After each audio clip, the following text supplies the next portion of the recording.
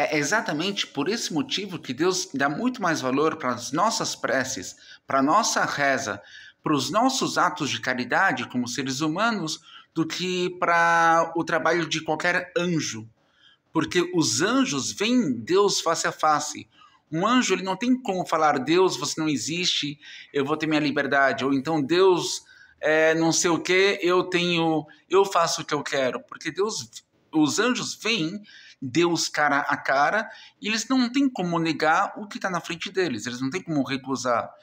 Já o homem, acreditando em Deus e às vezes duvidando que Deus exista, reza, faz trabalhos de benevolência, continua com amor ao próximo, às vezes acreditando em Deus, às vezes não tendo certeza se é que Deus existe, ou acreditando que possa ser uma loucura, mas eu acredito, continua praticando bem.